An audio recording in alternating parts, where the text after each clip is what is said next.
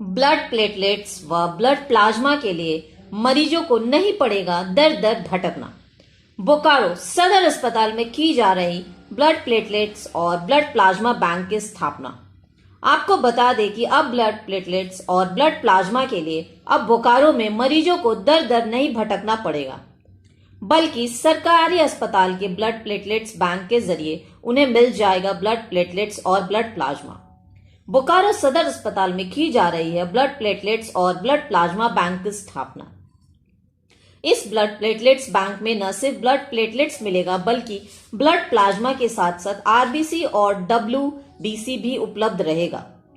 दरअसल अक्सर देखा जा रहा है कि डेंगू से ग्रसित मरीज हो या फिर अन्य तरह की बीमारी से जहां मरीज को ब्लड प्लेटलेट्स और ब्लड प्लाज्मा की जरूरत पड़ने लगी थी और इसके अभाव में मरीज गंभीर अवस्था में पहुंच जा रहे थे, जिस पर झारखंड सरकार ने संज्ञान लेते हुए सदर अस्पतालों में अब ब्लड को सेपरेशन करने के लिए मशीन की व्यवस्था की जा रही है, जहां ब्लड को आसानी से अलग करते हुए आरबीसी और डब्ल्यूबीसी ब्लड प्लेटलेट्स और ब्लड प्लाज्मा को अलग अलग भागों में बांटकर इसे सेपरेशन करके बोकारो सदर अस्पताल स्थित ब्लड बैंक में रखा जाएगा। ऐसे ही व्यवस्था झारखंड की कई सदर अस्पतालों में की जा रही है। बोकारो के सदर अस्पताल के उपाधीक्षक अरविंद कुमार ने बताया कि इससे मरीजों को काफी फायदा मिलेगा, जहां डेंगू या अन्य बीमारी से ग्रसित मरीज के लिए ब्लड प्लेटलेट्स या फिर ब्लड प्लाज्मा की जरूरत पड़ेगी तो ऐसे मरीजों को आसानी से सरकारी अस्पताल में ही यह व्यवस्था उपलब्ध हो जाएगी।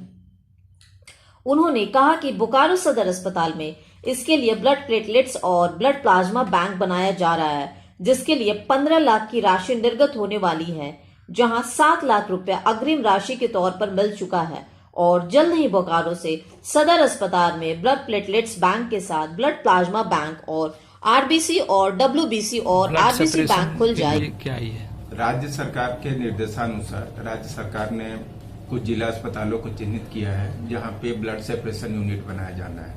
उनमें से एक हमारे बोकारो जिले का हमारा जो सदर अस्पताल बोकारो है, इसको भी चिन्हित किया गया है। इसके आलोक में राज्य सरकार से प्राप्त निर्देश के अनुसार हम लोगों ने मैं एज ए सदर अस्पताल के उपाधीक्षक और हमारे सिविल सर्जन महोदय के संयुक्त हस्ताक्षर से हम लोगों ने आवेदन डीसी सर को भेजा है कि एजेंसी को चिन्हित करते हुए इसमें अग्रतर कार्रवाई करें। अगर आने वाले समय में हमारे सदर अस्पताल में ब्लड सेपरेशन यूनिट का स्थापना अगर हो जाता है तो वैसी स्थिति में हम अपने मरीजों को, जिन मरीजों को प्लेटलेट्स की आवश्यकता है उन्हें प्लेटलेट्स उपलब्ध करा सकेंगे, जिन मरीजों को प्लाज्मा की आवश्यकता है उनको हम लोग प्लाज्मा दे सकेंगे।